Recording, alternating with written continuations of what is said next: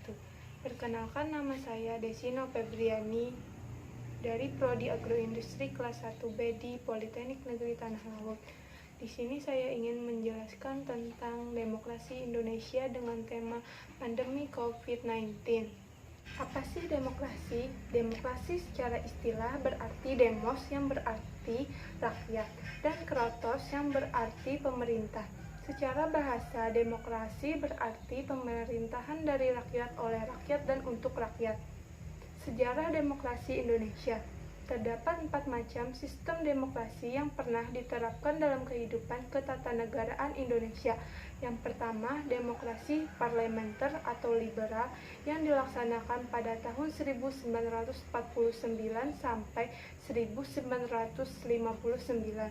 Yang kedua, demokrasi terpimpin yang dilaksanakan pada tahun 1959 sampai 1966.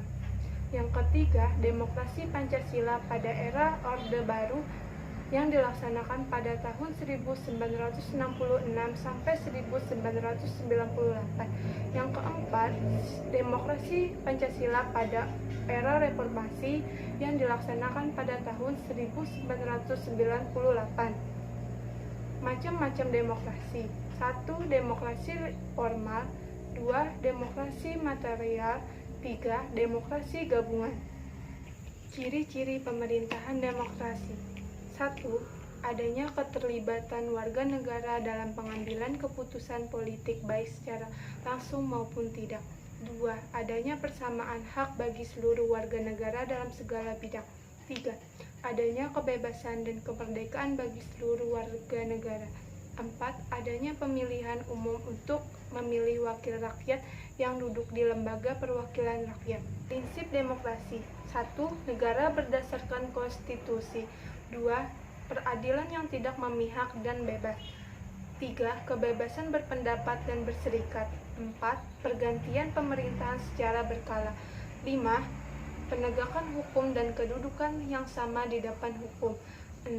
Jaminan hak asasi manusia. 7. Kebebasan pers. Pandemi COVID-19 dengan jalannya demokrasi di Indonesia.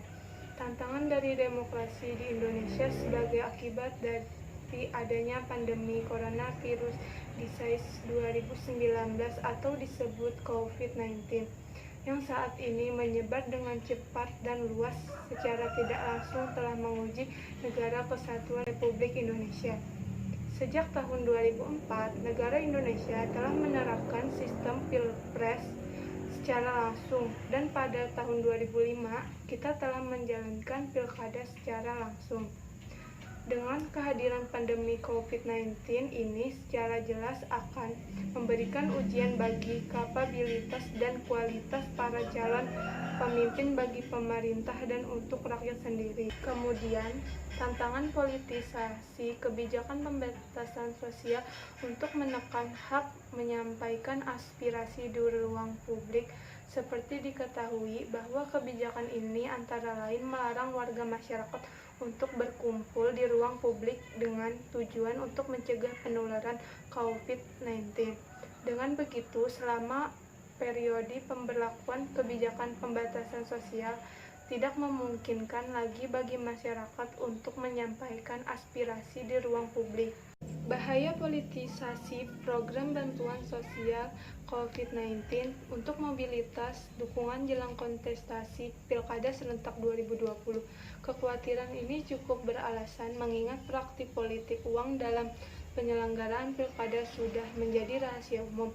Lebih dari itu, bila disimak, sejumlah kasus korupsi kepala daerah, utamanya ditangani oleh KPK, juga mengindikasikan adanya keterkaitan dengan penyalahgunaan anggaran negara, khususnya dana bantuan sosial, untuk kepentingan pilkada.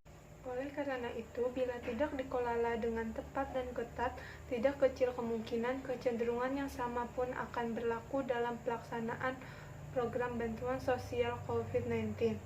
Dengan adanya pandemi COVID-19 ini, pemerintah dan seluruh warga negara dapat bekerja sama dalam melawan COVID-19.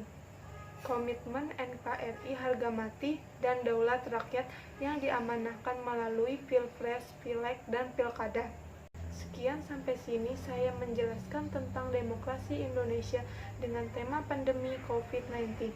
Terima kasih. Wassalamualaikum warahmatullahi wabarakatuh.